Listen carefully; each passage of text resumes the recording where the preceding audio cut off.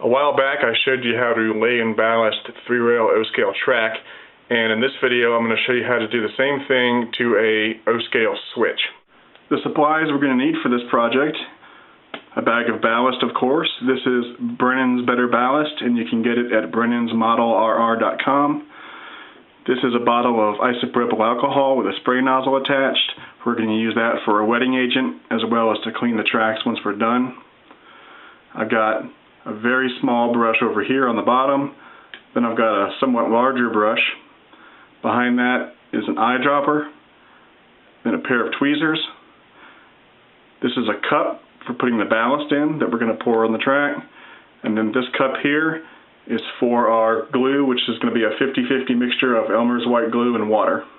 Ballasting an O-scale switch is really not that much different than ballasting any other section of track, except that you have to be a little more careful because you've got moving parts here, and you want to make sure that you don't get any glue on those parts, and also that you don't get any pieces of ballast stuck between the moving parts, because that can prevent the switch from operating correctly. This is the switch that we're going to ballast today. This is an 072 switch made by Atlas. I've already got the road bed underneath it, and if you watched my other video, you'll know how to put that road bed there. And you'll notice that on the track leading up to the switch on both sides, I've already got that track ballasted. So all we need to do is ballast this switch, and then this section of track will be done. Before we start ballasting this switch, there's one last thing I wanted to cover. Back here, I've already completed the electrical work to make this switch function. I've connected the wires to the switch mechanism and run them under the table. You want to make sure that you complete the electrical work before you ballast the switch, because if you try to do it after you've ballasted the switch, it's going to be a big mess because you're going to have to drill through the ballast, and you'll save yourself a lot of trouble if you do the wiring work ahead of time.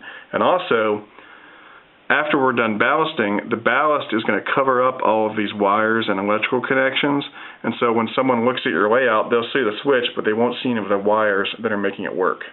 I almost forgot, there's two more things I want to show you before we start ballasting the switch.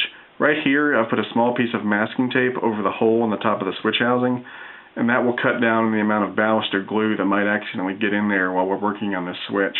And then on the side of the housing, I don't know if you can see it, but there's a hole that goes into the switch housing, and what that's for is Atlas gives you the option of moving the housing over to the other side of the track if you need to, and if you were to do that, then the throw bar on the switch would then go into this side of the housing. But when we ballast this switch, the ballast is going to come right up next to that hole, and if there's nothing blocking it, the ballast will get in there and it will interfere with the moving parts of the switch. So to remedy that, what I've done is I've cut out a small square of this road bed material and I've put it up against that hole, and it actually fits quite snugly, and that way when we ballast it, the ballast won't be able to get in that hole. Once we're done ballasting the switch, this piece of masking tape will come off, but the piece of road bed that I've got against this hole over here, that will stay there for good. Now there's another hole on the other side of the housing. I'm not going to plug that up because I need to move the throw bar while we're working, and so you may accidentally drop a few pieces of ballast in that hole. If you do, it's not the end of the world. At the end of the video, I'll show you how to open up this housing and clean out any ballast that may have gotten in there.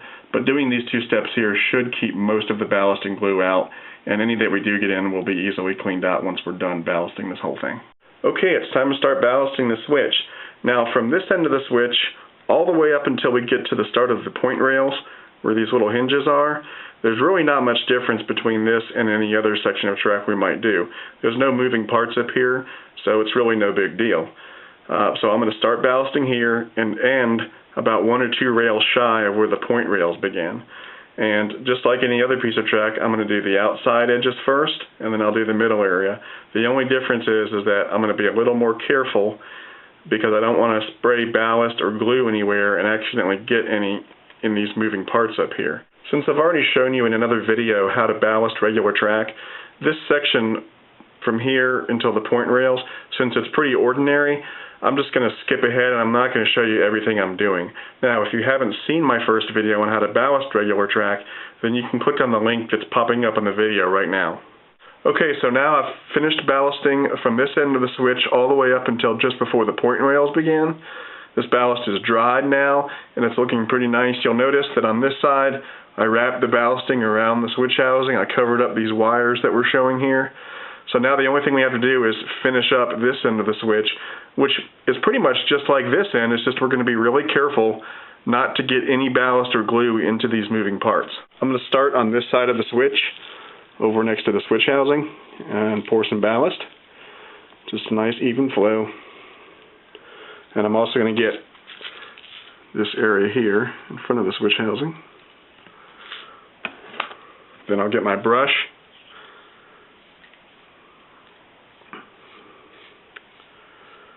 and just get a nice looking slope on that. And you'll notice that that little piece of road bed that I put there to block that hole in the side of the switch housing is doing its job and keeping any ballast from sneaking into the housing and binding up the moving parts of the switch. And over here, just gonna sneak it in between the ties over here real carefully. I don't want to get any ballast in this hole over here. Okay, now that's looking pretty good. So now we're going to do this little edge here between the switch housing and the track. Okay, now we're going to do the area between the switch housing and the rail.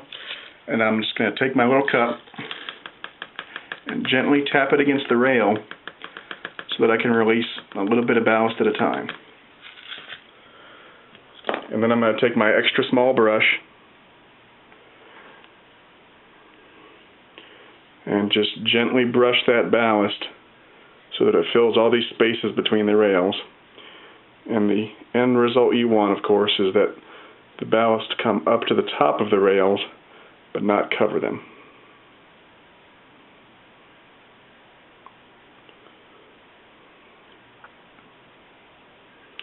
Like that. Now that we've done this side of the track, I'm going to move to the other side.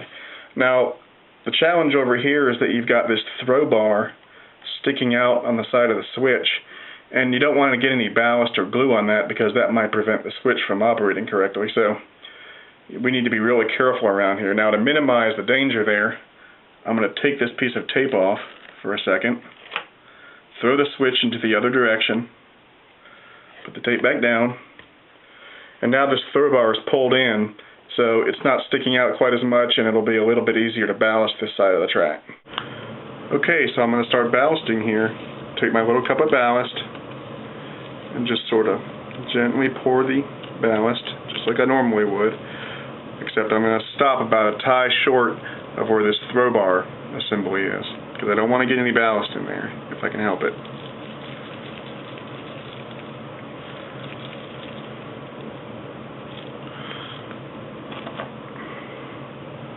And I'm going to pull my brush along and even out the top here.